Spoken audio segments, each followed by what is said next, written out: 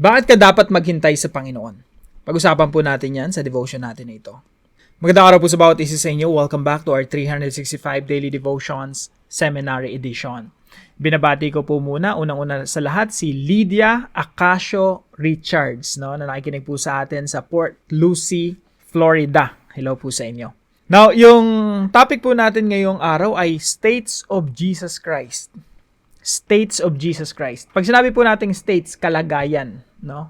Now, the states of Jesus Christ describe the different relationship he had to God's law, authority, and honor. Tandaan natin si Jesus Christ, nung pinanganak siya ay nagpasailalim sa kautusan.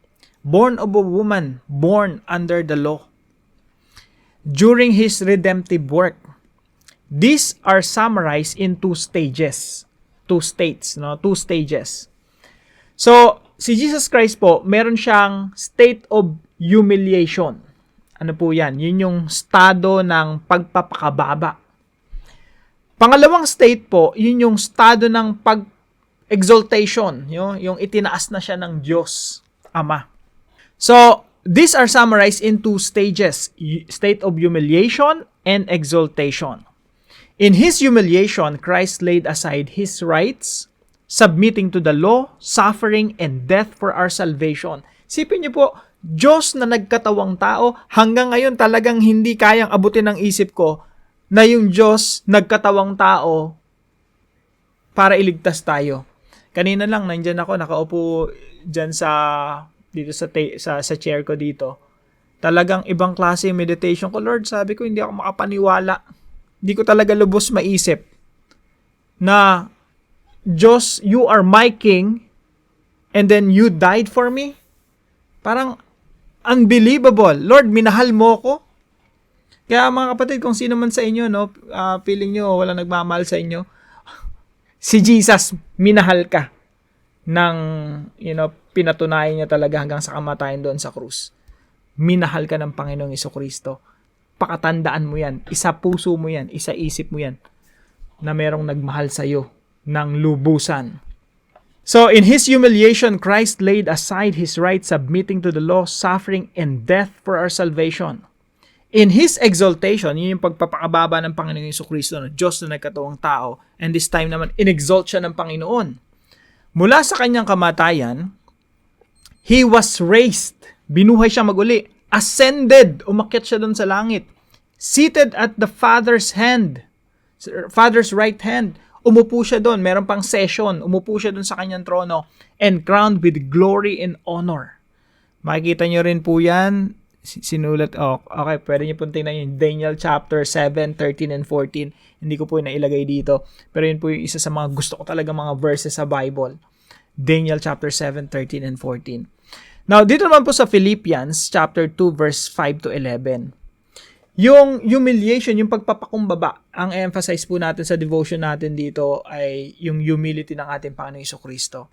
Kasi sabi po rito sa Ephesians chapter 2, verse 5, in your relationships with one another. Sa inyong mga relasyon, lahat tayo may relasyon. Relasyon sa asawa mo, relasyon sa anak mo, relasyon sa katrabaho mo, relasyon sa mga kaibigan mo, relasyon sa mga churchmates mo, relasyon sa mga tao, pamilya, mga kaibigan. So sabi dito, in your relationships with one another, have the same mindset as Christ Jesus. Magpakumbaba ka katulad ng sa Panginoong Jesucristo. Sabi dito, who being in very nature God. Si Jesus, Diyos. Kahit taglay niya ang kalikasan ng Diyos, hindi niya ipinagpilitang manatiling kapantay ng Diyos. Sa halip kusa niyang binitawan ng pagiging kapantay ng Diyos at namuhay na isang alipin, yan na po yung humiliation. Inanganak siya bilang tao at nang siyang maging tao, nagpakumbaba siya at naging masunurin hanggang kamatayan. Maging ito man ay kamatayan sa krus. At ito naman po ay exaltation na. Dahil dito, siya ay lubusang itinaas ng Diyos at binigyan ng pangalang higit sa lahat ng pangalan. Sa gayon, sa pangalan ni Jesus ay luluhod at magpupuri ang lahat ng nasa langit, nasa lupa at nasa ilalim ng lupa. At ang lahat ay magpapahayag na si Jesucristo ay Panginoon sa kaluluwalhati ng Diyos Ama. Ito po yung katuruan natin ngayong araw. Number 1, Jesus is the perfect example of humility. Wala nang mas humble pa kay Jesus. Alam niyo po dito sa lahat ng tao sa buong mundo, walang maikukumpara sa humility ng ating Panginoon. Kasi yung tao, yung highest achievement mo bilang tao, siguro maging presidente ka ng isang bansa. Pero pag naging presidente ka wala akong nakitang presidente na sobrang humble. Si Jesus mula doon sa kalangitan, bumaba at naglingkod sa atin. Hindi lang siya basta naging tao. Hindi nga siya naging prinsipe man lang o pinanganak nga siya sa lugar kung saan pinapanganak yung mga hayop eh. So, si Jesus Christ, mula sa kaitaasan, nagpakumbaba. Jesus is the perfect example of humility. At sinasabi po ng verse na ito, magkaroon ka ng mindset ni Jesus. Number 2 po, Jesus calls us to follow His example. Nung nagkatawang taong ating Panginoong Jesucristo, nung mga panahon na nagkaroon sila ng Passover feast kasama yung mga disciples niya. Yung mga disciples niya, tagasunod niya yung mga yon, pero wala man lang nagkusang maghugas ng paanan ng kapwa nila mga disciples. Kasi sa panahon nila, yung kultura nila, sumasalampak sila sa sahig bago sila kumain. Naghugas muna sila ng paa bago kumain kasi wala naman silang lamesa, kailangan malinis yung paa mo. So, walang nagpakumbaba sa kanila. Si Kristo pa mismo ang nagpakumbaba sa kanila. Kaya pagdating dito sa verse 14 and 15, sabi dito, "Now that I, your Lord and teacher, have washed your feet." Ako na inyong Panginoon at Guro, hinugasan ko ang inyong mga paa. You also should wash one another's feet. I have set you an example that you should do as I have done for you. Sa Tagalog po, kayo man ay dapat ding maghugas ng mga paa ng isa't isa. Bakit? Sabi niya, I am your Lord and teacher. Panginoon at Guro. Kayo mga estudyante, mga disciple ko lang kayo. Tapos hindi kayo magpapakumbaba. Parang walang iniwan sa panahon natin ngayon, no? We claim ourselves to be Christians. Jesus is our Lord. Si Jesus nagpakumbaba, pero tayo ang yayabang. Ang dami lagi natin pinagmamalaki sa buhay, pero wala naman talaga tayong dapat ipagmalaki. Verse 15, sapagkat kayo'y binigyan ko ng halimbawa upang gawin din nyo iayon sa ginawa ko sa inyo.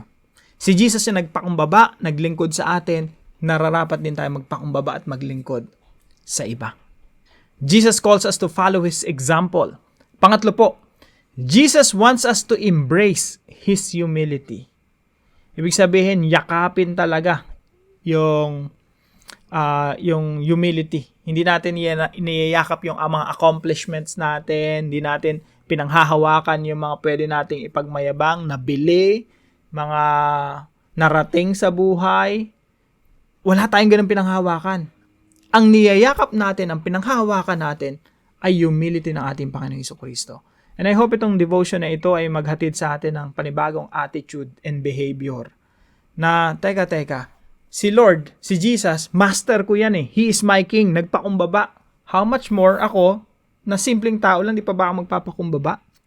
Jesus wants us to embrace His humility.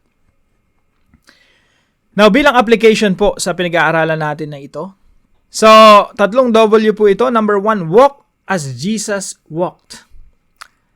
Ayon po sa 1 John chapter 2, verse 6. Whoever claims to live in Him must live as Jesus did. Sa ibang translation po niyan, kung papaanong lumakad si Jesus, ganun ka rin lumakad, no? Ang nagsasabing siya'y nananatili sa Kanya ay nararapat ding lumakad gaya ng Kanyang paglakad. Kung si Jesus, ang lakad niya hindi mayabang, humble din dapat yung paglakad mo, yung klase ng pamumuhay mo. 1 Peter chapter 2, verse 21. To this you were called. Jesus Christ suffered for you, leaving you an example that you should follow in His steps. Nagbigay ng halimbawa ang ating Panginoong Jesucristo na dapat nating sundan. John chapter 13 verse 15. I have set you an example that you should do as I have done for you. Pangalawa pong application. Waive your rights for the sake of others. Pag sinabi po natin waive your rights, ito yung may mga karapatan tayo na pwede naman natin isang tabi. Pinakasimple, no? Andiyan kayo magkakaibigan, magkakilala, magkaka-churchmates, meron kayong pizza dyan. Pizza. Now, pwede namang may karapatan ka, ikaw yung unang kumuha. Nandiyan ka na sa tapat eh. Ikaw na yung unang kumuha, no? Lantakan mo na. kuhanin mo yung pinakamalaki kasi nandiyan ka na naman sa harapan eh. Pero yung isang magandang example ng waiving your rights. Karapatan ko yan, nag-contribute ako dyan, no? Isang tabi mo muna yung karapatan mo at sabi mo muna sa sarili mo, sige, hayaan ko muna silang kumuha ng pizza. Yung pinakamasarap yung toppings, sila na yung mauna.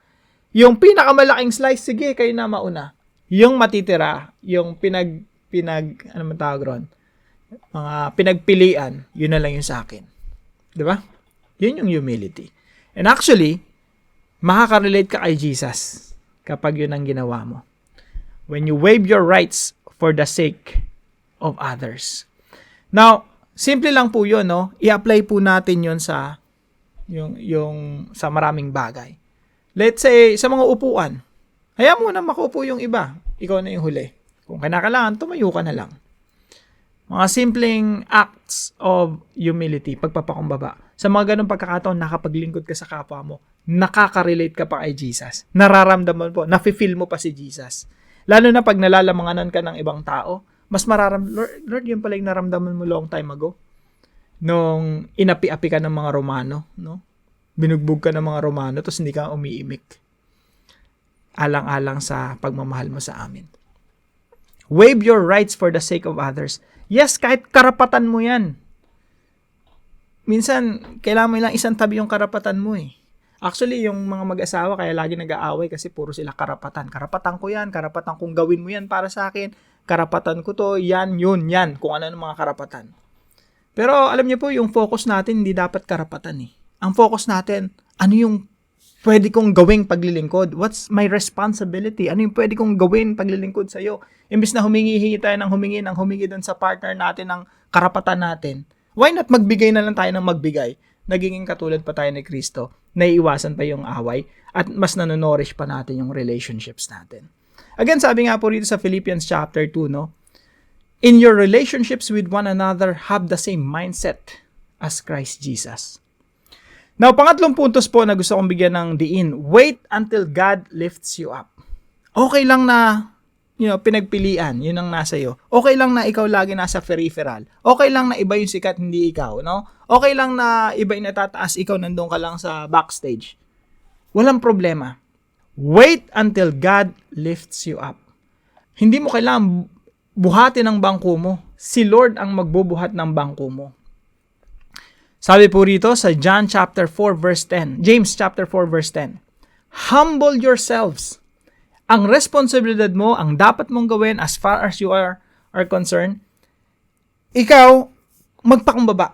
That's on your part. On God's part, siya yung mag-aahon sa'yo. Siya yung magtataas sa'yo.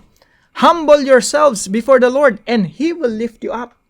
Hindi mo responsibilidad itayo o itaas yung sarili.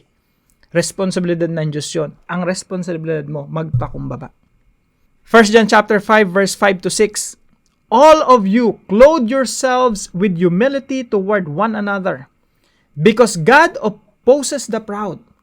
Tayo daw magpakumbaba. Bakit? Kapag nagmamataas ka, you're opposing God. And when you're opposing God, you're making God your enemy. Wala nang mas matindi pang kaaway kundi maliban sa Diyos. Kung gagawa ka na rin ng kaaway, yung iba na lang, wag lang yung Diyos. Because you cannot win against God. God opposes the proud. Pag mayabang ka, maangas ka, nagmamataas ka, you are opposing God and God is opposing you.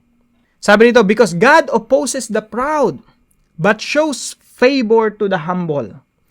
Humble yourselves, therefore, under God's mighty hand, that He may lift you up in due time. Ang Diyos ang mag-aangat sa iyo, ang mag-aahon sa iyo, ang magtataas sa iyo, hindi ang sarili mo. It's your responsibility to be humble. It is God's responsibility to lift you up. Magantay ka lang sa Panginoon. Kaya yung umpisa ng devotion natin na ito, bakit mo kailangan magantay sa Panginoon? Bakit? Kasi siya yung mag-aahon sa iyo. Ikaw, magpakumbaba. Ako, tayong lahat, magpakumbaba. Para po sa ating discussion, why should we wait for God to lift us up instead of lifting ourselves? Tayo po yung manalangin. Lord Jesus, I believe that you are my King who died for me. By your amazing grace, you have saved someone like me through the shedding of your precious blood. Today, I joyfully and fully surrender my life to you. I am yours. I acknowledge that you are my Savior, and apart from you, there's no way I can be saved. Please use me mightily for your kingdom.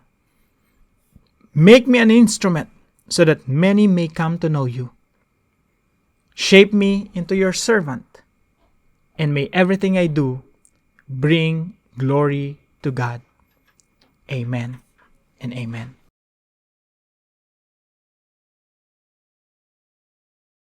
Maraming salamat po sa bawat isa sa inyo na nakasubaybay po dito sa ating channel. Patuloy po kayong pagpalain ng ating Panginoon. Na kung kayo po may natutunan, ipalam nyo lang po sa comment section right below this video. And please don't forget to share this devotion to your family and friends. God bless you po. See you po tomorrow 5 a.m. dito sa ating Daily Devotions.